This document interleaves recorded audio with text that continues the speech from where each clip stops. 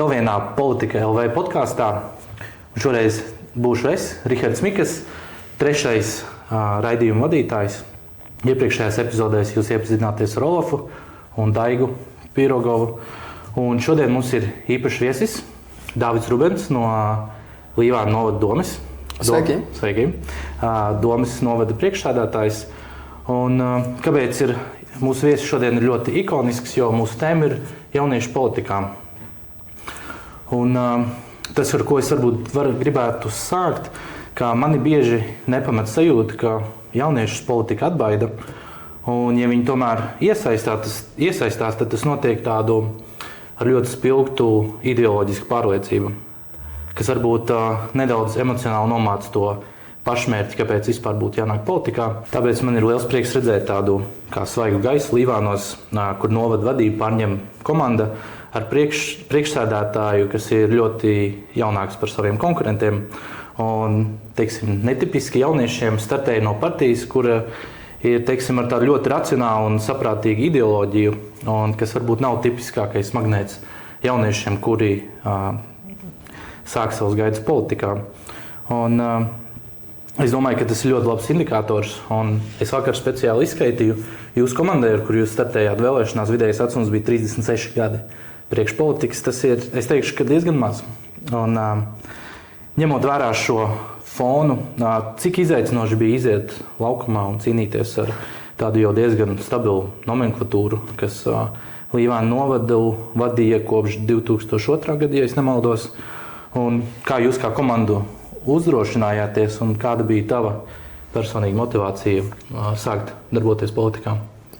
Jā, tiešām es arī kādreiz, ja man uzsver varbūt to jauno vadītāju, tad vienmēr saku, ka jauna bija tiešām un ir arī visa mūsu komanda tādā ziņā, un jauna ne tikai gados, bet arī politiskās pieredzes ziņā. Un, protams, ka pieredze kā tāda ir apsveicama un uzteicama, bet zināmā mērā politikā šīs te politikas nomaiņas dēļ un arī, protams, ja tas ir ar efektivitāti un mērķi uzlabot kaut kādus procesus, paauču maiņa un arī tādu cilvēku, kas līdz šim nav bijuši politikā, iesaiste ir ārkārtīgi būtiska.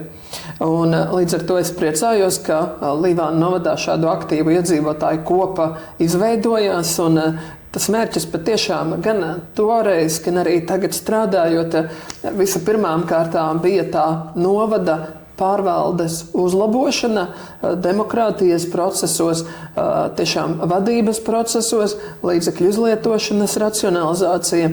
Un tas nekur arī nav palicis, teiksim, pazudis no tās skatuves un no mūsu dienas kārtības. Bet par to drosmi un motivāciju es domāju, ka katram tā bija saistīta ar mazliet citu novada aspektu, kas interesēja un kur redzēja iespēju uzlabojumiem. Man likās, man joprojām liekas, ka mūsu politiskajā vidē tas valdošais tomēr ir diezgan tāds, teiksim, idejiski nostāvējies jau tas pārvaldības modelis, kurš prasās uz modernizāciju caur tādām vērtībām, par to, kā mēs izprotam atklātību, godīgumu un tādu šo vērtību restartu. Es pat teiktu, jo nekur it kā viņas nepazuda un tie paši principi, bet tas, kā mēs tās uztveram īstenībā gan caur paaudzēm, gan arī caur dažādām personībām ļoti atšķirās. Un tas, man liekas, tas pats mans lielākais motivators, ka es varu iedzīvināt tās vērtības, kas man ir svarīgas, arī ar savu darbu un fiziski kandidējot. Jā, tā no malas vismaz izskatās, ka, teiksim, ka tu, piemēram, personīgi esi ņēmis nevis tikai vērā jauniešu intereses, bet Līvāna novadā ir pietiekami daudz arī vecāku gadagājumu cilvēku. Un, tas, man liekas, ir ļoti svarīgi atcerēties, ka jaunieši, kas darbojas politikā, ka ir, teiksim, ka jādomā ir vairākos slāņos un nedrīkst aizmirst arī, teiksim, tos cilvēkus, kas to visu ir būvējuši. Principā mēs redzam, ka jauniešiem tomēr pārmet tādu kā politisko apātiju, un to, ka viņus interesē praktiski tikai šodiena. Man varbūt šķiet, ka nedaudz arī vaina ir pašā formātā politikas, ka Teiksim, tas, protams, mainās mūsdienās jau, bet tā politika ir ļoti tāda stīva un ļoti tāda nopietna vide, vai ne? Kā tam arī būtu jābūt. Bet iespējams, tas ir tas faktors, kas viņus attur. Un varbūt jauniešiem tas vienkārši šķiet garlaicīgi, bet tas svarīgākais ir, ka viņiem ir tāda uztvere, ka viņi neko nevar mainīt. Un kāpēc man tieši patīk Līvāna piemērs? Jo jūs reāli konkrēti pierādījāt to, ka ir iespējams startēt, ir iespējams konkurēt teiksim, ar to jau ierasto kārtību un ir iespējams sasniegt rezultātu. Un, cik es redzu, tad patīkam skatīties, ka tiešām tā komunikācija, kādu solīja pēc vēlēšanām, viņa vēl joprojām ir. Un programma Mērs Plus man ļoti pašam patīk. Es periodiski paklausos, jo vienkārši tas ir ļoti labs piemērs, ko var teiksim, arī analizēt nākotnē, arī saistībā ar citām pašvaldībām. Kā tu pats skaties uz pašu jauniešu attieksmi pret politiskajiem procesiem un kas ir tas lielākais, kas attur viņus no iesaistīšanās? Tajā mūsu politiskajā sistēmā es uzskatu, ka arī pie lielajām partijām tomēr tiem jauniešiem tā paredzētā vieta ir sekundāra visbiežākais. Tas ir atsevišķas vienības iekš partijām, tie ir atsevišķi cilvēki iekš sarakstiem, kas tātad izpilda, varam pat teikt, varbūt zināmo jauniešu kvotu konkrētajā partijā. Un tāpēc man arī liekas, ka tas varbūt Līvāna novada pašvaldības piemērs bija labs, jo tas nebija par dažiem jauniem cilvēkiem komandā, bet tas bija par jaunu komandu, pavisam cits koncepts. Un es domāju, ka arī tas iedzīvotājiem raisīja šo te uzticību par to, ka tas nav tikai, teiksim, zem vecā tepiķa paslaucīts kaut kādas, teiksim, simulācija par jauno politiku, bet tiešām, ka tas ir kaut kāds jauns modelis, kas tiek piedāvāts. Bet, protams, arī pašu jauniešu pusē tur arī nav tik viennozīmīgi par tiem politiskiem procesiem, un es arī saprotu, kamdēļ. Pirmkārt, katram cilvēkam, kuram ir ambīcijas profesionālajā jomā, politika var būt zināms šķērslis pēc tam tās sasniegt. Un diezgan daudzi arī tie stereotipi, ko es domāju, reizēm piedāvā cilvēkiem, kas ir politikā, no tiem tomēr baidās un piesargājas. Jo tas ir tāds faktors, tu vienreiz esot šeit, faktiski nekad no tā arī netiec vaļā, ka tu esi bijis politikā un ar to saistītos procesos, pat ja esi darījis un rīkojies atbildīgi, taisnprātīgi un godprātīgi, tā noteikti ir problēma. Tad vēl arī, ja mēs runājam par to jauniešu iesaisti, es domāju, ka nav varbūt, teiksim, arī daudz ir tagad izveidoti dažādi rīki. Man liekas, jau kādreiz par daudz jau ir to rīku, tur tādas vēlēšanas un dažādas, kur var piedalīties, bet to procesu kaut kā nerāda to īsto, bet visu laiku kaut kādus tādus, teiksim, rudimentus, ja tur parāda, kaut kādas signāla vēlēšanas. Piemēram, it kā ideja ļoti labi, es atbalstu arī no vienas puses, bet no otras, pēc būtības tiem jauniešiem viņiem ir jāstartē sarakstos, ko es gribētu teikt, jāstājas partijās un jāveido tā valsts, nevis vēl kaut kāda simulācija, uz kā pamata mācīties, kā strādās tas. Nevar to iemācīties, kamēr tu nesāc darīt un ātrāk dabūt tajā procesā cilvēku iekšā. Tas, manuprāt, ir pats svarīgākais. Tas, vai ne, cik mēs katrs esam tāds idejiski vai ideoloģiski noturīgs konkrētajā brīdī, tas arī vēl viens jautājums, bet man faktiski visas šīs ir simpātiskas jauniešu gan organizācijas, gan iesaiste, ja tā ir balstīta vērtībās. Vērtību sistēmas var atšķirties, bet es redzu arī, ja tas ir ideālisms par kaut kādu ideju, tad tikai var atbalstīt neatkarīgi, kurā, teiksim, ideoloģiskajā frontē mēs esam. Tur vairāk konservatīvi vai vairāk liberāli, bet tas noturēt to, teiksim, to vērtību tajā politikā, man liekas, ka to, ja cilvēki ar ideāliem satiekas, viņi viens otru sapratīs. Ja tur satiekas cilvēki ar darījumiem, tad viņi viens otru varbūt arī sapratīs. Bet vai tas būs labāk valstī, diez vai? Jā, es piekrītu arī tam, ka, teiksim, ka mums ir vairāk kopīgs ar citiem, nekā mums sākumā šķiet. Un, teiksim, ja mēs esam konkrētas ideoloģijas pārstāvji, un mēs redzam, ka, teiksim, tie nosacītie pretinieki politiskie, viņi dabūna vairāk biedrus. Patiesībā tas nav slikti. Jo, teiksim, mums ir tas, ko mēs vispār arī ārpus kameras, ārpus filmēšanas runājām, ka tam ir politikai ļoti slikts PRs.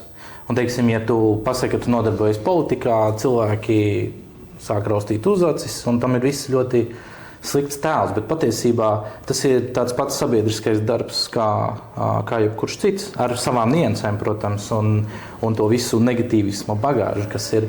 Bet kāpēc es, piemēram, ja es redzu partijas, kuras man ir ideoloģiski pretējas, ka viņiem, piemēram, iesaistās vairāk jauniešu, es uz to skatos labi, jo pirmkārt viņi stimulē to vispār to kopumā, to vidi, kā darboties politikā ir ok. Un tad, teiksim, ir tie jaunieši, kas pārstāv manu ideoloģiju, viņi redzēs, kur skaties, viņi kaut ko darbojās, un tas tā kā ir, viņi to ir normalizējuši, labi, un tad mēs arī darbosimies. Es domāju, ka tas tikai pozitīvi, ka cilvēki iesaistās. Un runājot par iesaistīšanos, es to varbūt nosauktu par to tādu tā kā Dāvida efektu. Vai tu jūti, ka pēc uzvaras vēlēšanās jaunieši uzdod vairāk jautājumus domai, vai viņi ir ieinteresētāki, vai viņi varbūt tiešā veidā arī kaut kādus jautājumus uzdod, vai tas ir, tu esi pamanījis kaut ko tādu kopš darba sākšanas? Jā, Dāvida efekts, tas tā būtu ļoti ambiciozi un skaļi teikts, bet es to, ko kopš pirmās dienas arī ievēlēšanas teicu, ka man ir liels prieks, ja šis piemērs var dot motivāciju kādam citam jaunam cilvēkam, ir tīpaši, bet ne tikai rīkoties, bet tāds noteikti nebija arī tas mans pašmērķis, teiksim, veidot savu publicitāti, kas kaut kā pamudina citus. Nē, bet mēs arī tiekamies kopā ar pārējiem deputātiem katru ceturksni, sanāk ar Līvānu novada jauniešu domi, pārunājam tos aktuālos jautājumus viņiem, tos aktuālos jautājumus arī mums, kur mēs gribētu dzirdēt viņu viedokli, un man ļoti patika, viņi, teiksim, kā tagad būtu moderni teikt, pičojam mums ideju par to, ka viņiem vajag tad šajā jauniešu centrā psihologa nodarbības, kas nav saistītas ar skolu, jo skola attiecīgi, tur varbūt tu nevari kādreiz būt tik atklāts, kā tu gribi, un ka būtu tā vajadzība, lai ir arī tāds, teiksim, vēl viens neatkarīgs psihologs, pie kā tu vari vērsties. Un man likās tik fantastiski sagatavoti materiāli, ar ko viņi pie mums atnāca, ar izpildīto mājas darbu, uztaisīta anketa, tad jauniešu vajadzības par kādiem jautājumiem ar psihologu vēlas runāt. Tas respondentu loks arī plašs diezgan.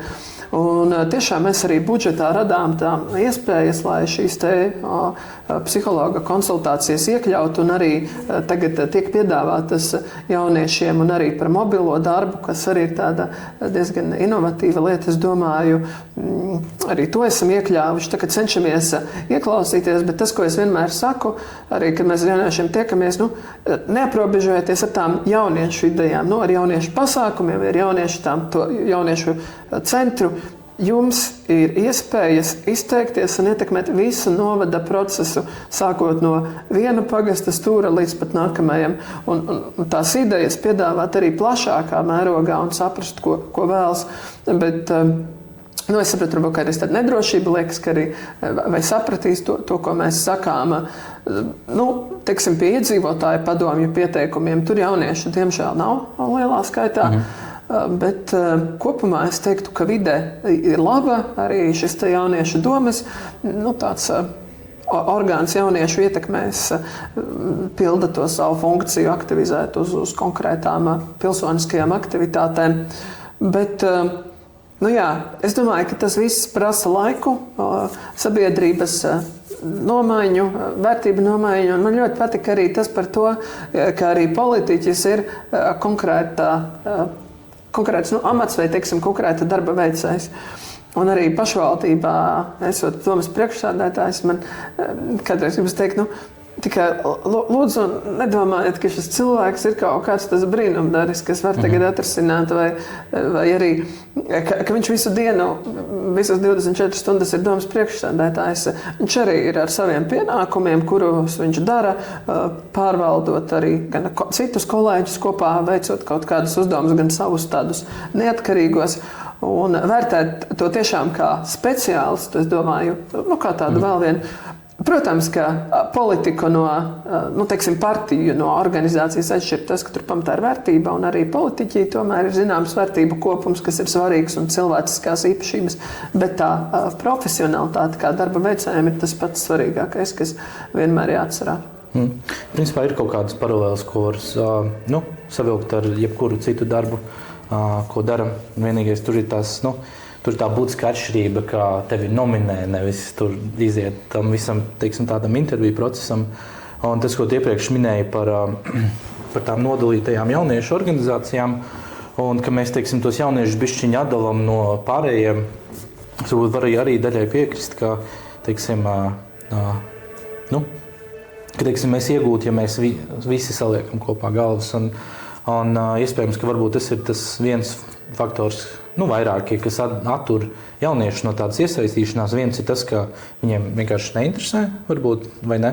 Un otrs ir, ka viņiem šķiet, ka viņus par pilnu neuzskatīs. Un es domāju, ka tas ir tāds emocionāls izaicinājums nedaudz iet un sevi pierādīt, pūlim, kas ir jau pieaugušā vecumā, un pamato to, ka tu esi reāli spējīgs cilvēks un tev ir idejas un tev ir savs redzējums. Un kāds man ir vēl viens novērojums par jauniešiem mūsdienās ir, ka viņi ir, tas ir likumsakarīgi, ka viņi ir daudz, nedaudz, bet atšķirās pēc cilvēka, protams, bet vadīti vairāk ar emocijām, vai ne? Un tas parādās ne tikai politikā, bet es teiktu, tas ir, protams, mans personīgais novērojums, bet tas arī ir par tādām tēmām kā nauda. Un, pēdējos mēnešus ļoti daudz pacēlušās ir runas par tādām lietām kā investēšana un naudas krāšana. Un, sākot ar Gen Z paudzi, kuru to arī pārstāvi, radies tāds priekšstats, ka viņiem patīk ātri un viegli rezultāti, vai ne? Un, protams, ne par visiem, bet tas ir mans personīgi novērojums. Un, jo, ieguldīšana parastajos finanšu rīkos var šķiet garlaicīgi. Tev ir jāiegulda un 5 gadi jātur naudu, un tad pēc tam varbūt kaut kas sanāks, vai ne? Un tad ir tāds rīks kā kripto, kur tev nākamajā dienā var būt vai plus 20, vai plus 200, vai mīnus 98%. Un, kā tev šķiet, kā varētu pārdot jauniešiem to ideju par ilgtermiņa darbu un pacietību, bet tajā pašā laikā, lai mēs neizklausāmies, ka mēs moralizējam cilvēkus, jo neviens neklausīsies tevi, ja tu runāsi no augšas un moralizēsi, it īpaši jaunieši, kuriem ir maksimālisms un viņiem gribās daudz un viss. Es vispār kā konservatīvais Gen Z ieguldu valsts krāju obligācijās, tā tas arī gribēju tikai piebilst, bet runājot par to, tā procesa noturību vai apzinātību un arī saprast tos, kāpumus un kritumus. Man šķiet, ka tas ir vienkārši jāpieņem ar tajām katras paudzes tām atšķirībām. Un ka tur, tā izmainīšana, viņa pat nav vajadzīga. Tas ir tāds noticis kaut kādu zināmu arī procesa ietvara dēļ, droši vien laika ietvara notikumu dēļ, ka ir šāda paudze izveidojusies, droši vien digitalizācijas dēļ, kurai ir neierobežota pieejamība ar informāciju, ar dažādām plūsmām, to neaptverams, es pat teiktu, informācijas daudzums visapkārt. Un ka vienīgais reālais veids, kā tu ar to tikt vari galā, ja tu mēģini kļūdies un dari no jauna. Un man liekas, ka tas arī ir ļoti loģisks tas posms, pie kā mēs esam nonākuši. Un par to smago darbu, es domāju, ka nē, vienkārši, kā es saku, tas darbs ir mazliet savādāks kļuvis arī caur tiem dažādajiem mēģinājumiem panākt to rezultātu, varbūt, kur arī es redzu mūsu pašvaldībā, kur ir dažādu paudžu šie cilvēki, ka reizēm tie iesāktie procesi, viņi ir stabili, viņi ir droši, bet viņos varbūt nekad netiktu atrasts tas iespēja uzlabojumiem, jo nav vēlmes arī to risku uzņemties. Savukārt, ja mēs varam tam pielikt arī kaut kādu spēju eksperimentēt, tas ir ļoti labi. Tas, ko gan tas neizslēdz, tās ir tādas pamatīpašības, kas ir svarīgas. Es domāju, pacietība, jā, tas jebkuram, mums viens darbs tā bez pacietības nevarēs. Un droši vien, jā, kaut kāda arī vēlme turpināt, arī tur vajag konsekvenci, spēju darīt to konsekventi. Un galvenais, kas man liekas, varbūt ir tāda vērtība, ko mēs daudz arī tā neuzsveram, bet tas ir tāds akurātums lietu. Un man patīk tāds Winstona Churchilla teiciens, ka attieksme ir maza lieta, kas rada lielu atšķirību. Un tiešām tā arī ir, ka tā attieksme varbūt, par to varbūt kādreiz arī Džana tā pārmet, ka tur pietrūkst tās attieksmes, bet arī droši vien situācija no situācijas. Jā, zini kā, arī kad man bija ap 20 gadi, es arī visur lasīju, ka mileniāļus nevajag ņemt darbā, viņi teiksim, ļoti vieglprātīgi izturās pret saviem uzdevumiem un iekārtām darbā un tā tālāk. Man liekas, tā ir varbūt nedaudz tāda klišeja, ka tu vienmēr uz paudzi iepriekš skatīsies tā, nedaudz skeptiskākā uz varbūt savu. Es aizdomājos, ka ir viens tāds varbūt zilonis istabā, ka tu, teiksim, darbojies ar saviem mēru uzdevumiem. Viens ir tas, ka, teiksim, tu gan jau aizēji uz tikšanos un cilvēki redz, ka tu esi jaunāks nekā bijušais mērs. Kā tev, kā jaunietim politikā, kāda ir tā pieredze, ka tu, teiksim, tiecies ar jau ilglaicīgiem uzņēmējiem, ļoti nobriedušiem politiķiem, kā viņi, teiksim, skatās uz tevi, vai tas svarakaus lietas to, ka tev ir jaunas svaigas idejas, un tu vari, teiksim, tādā veidā viņiem palīdzēt, vai arī viņi, teiksim, varbūt skatās skeptiskāk no savas pieredzes? Jā, man ienāca prātā, tagad atminējos kādu situāciju, kad es arī biju Igaunijā, un tur bija Eiropas komisijas pārstāvniecība no Briseles, un tad man tur iepazīstināja, ka tas jaunais Līvānoda mērs, un tad viņš ir, es tā kā zināju, ka jauns, bet ka tik jauns es neiedomājos. Kādreiz arī par to jauns politikā, reizēm tiek saprast tur ar 30 plus. Cits politikā parasti. Jā. Bet vēl 20 plus tas varbūt jau kādreiz šķiet pārāk jauns politikai. Situācijas ir dažādas. Jāsaka, ir tiešām cilvēki, kas varbūt pat vairāk nekā es pats par to atbalstu tā jaunam cilvēkam un ļoti iestājas, un tas arī ir ļoti svarīgi.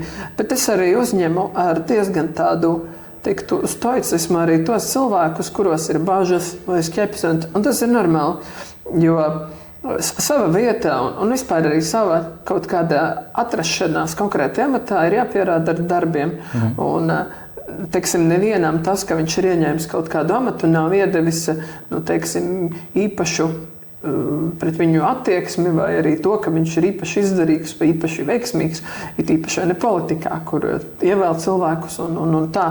Tāpēc es domāju, ka tas ir tādu stabila ilgtermiņa attiecību veidošanas process, redzot, ka īpaši, es domāju, ar šiem te vietējiem spēlētājiem, iesaistītajām pusēm, ka mēs spējam būt arī tie, kas virza procesus uz priekšu, ieklausāmies viņu tajā redzējumā.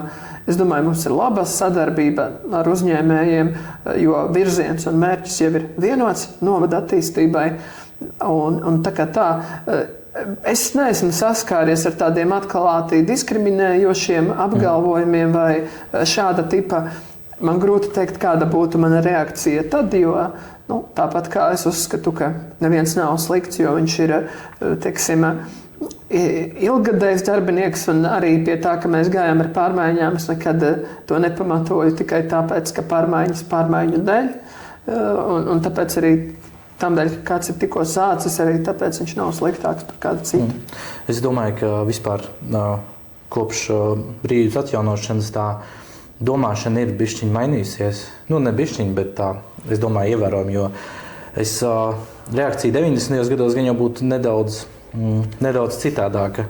Jo, teiksim, tas ir ļoti pozitīvi, jo tas nozīmē, ka mēs progresējam kā sabiedrība. kas man ļoti patīk, ka mēs virzamies prom no tās padomju domāšanas. Un kas ir vēl svarīgi atcerēties, varbūt tiem, kas teiksim, nedaudz šaubās par iesaistīšanos politikā vai baidās, ka mums visiem ir atšķirīgi. Mēs visi attīstamies atšķirīgāk nedaudz, vai ne? Ir cilvēki, kas nobriest ātrāk, ir cilvēki, kas nobriest vēlāk. Un teiksim, tas nenozīmē, ka 22-gadnieks obligāti būs mazāk pieaudzis nekā 27 gadus vecs cilvēks. Un tie attīstības posmi mums katram ir ļoti daudz dažādi. Un ja ir, teiksim, tas mans personīgais aicinājums būtu jauniešiem, ja viņi vēlas, tad viņiem ir jāiesaistās. Jo, ja tu esi nonācis pie tādas idejas, man šķiet, ka ir ļoti liela iespēja, ka tu esi ļoti tuvu tam, vai, ja jau neesi arī tam attīstības posmam, ka tu esi gatavs ar to nodarboties. Jā, un tad varbūt kā noslēdzošo jautājumu, ja mūs klausās kādi 20 gadnieki, un kuram nepatīk, teiksim, kas notiek viņu pilsētā vai novadā, un kurš varbūt baidās iesaistīties politikā, jo viņu neņems par pilnu, vai viņš ir varbūt nepārliecināts par sevi. Ko tu ieteikt viņam kā pirmo soli, un kā sāktos savu politisko vai cita veida sabiedrisko darbu? Jā, pirmkārt, politika, manuprāt, nevar kļūt pašmērķīga. Nedrīkst īstenībā arī kļūt. Un ja tavs mērķis ir, teiksim, politikā, jo tu esi redzējis tur zināma satura kino, tad droši vien tev nav jāiet politikā. Bet atrast to ideju, par ko tu dedz un kas tev ir svarīga un kuru tu vēlies īstenot.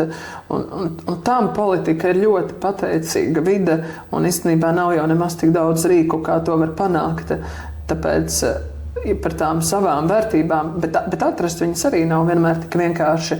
Saprast, tiešām izfiltrēt to, kas ir svarīgs, un par to iestāties un strādāt ar politiku, tas ir ārkārtīgi svarīgi. Un otrais, man liekas, arī tajā politiskajā procesā,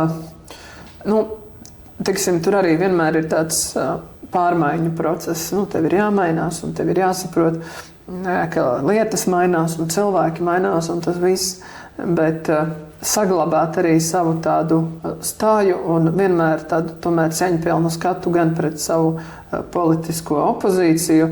Un es labi zinu, cik tas reizēm ir izaicinoši un arī pats paslīdu, bet mēs tomēr esam tādā... Politika tomēr ir tāds lauks, kurā mēs strādājam un piedāvājam savas idejas, nevis mēģinam iznīcināt kādu personību vai kādu partiju vai kaut ko tam līdzīgu. Un ja mēs piedāvājums mūsu klātbūtne ir tā atbilstošākā, mums būs atbalsts, ja nē, tas vienkārši nav pienācis mūsu laiks. Bet tas pirmais, un pats svarīgākais, ja kāds domā, ja ir par ko cīnīties, tad vajag cīnīties un vajag cīnīties ar cilvēkiem, kas domā līdzīgi, domā vienā vērtību skalā, jo tas ir spēks vienmēr, vai ne? Jā, jo es nevaru, man liekas, ļoti labi paskaidroju, ka ir jātaisa kaut kas savs, nevis, teiksim, jādara pretim kādam citam, un tas ir, man liekas, tā ir tā viena no būtiskākajām problēmām, vispār politikā kopumā, un jaunieši var būt tā grupa, kas tieši var atnest tās izmaiņas, tās domāšanas, tāpat kā, teiksim, tagad ir pilnīgi normāli, ka novadu vada 25 gadus vecs. 24. 24, tev vēl nav 25. Un vēl jau vairāk.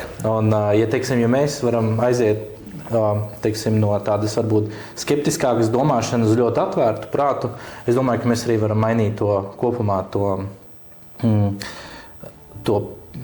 publisko bildi par to, kas ir politika un kā mēs politiku veidojam, ka mēs veidojam savas idejas, attīstam to, nevis oponējam tikai citu idejas. Tā kā tā. Liels paldies, Dāvid! Paldies! Kā atbrauc pie mums. Vēlos atgādināt, ka mums ir jau 2 epizodes publicētas YouTube kanālā ar Ievu Akrāteri un Dimitriju Savinu, tāpēc iesaku noskatīties tās. Un, vēl veiksmīgi Līvānu novada domē, un tad jau tiksimies arī citreiz. Paldies! Jā.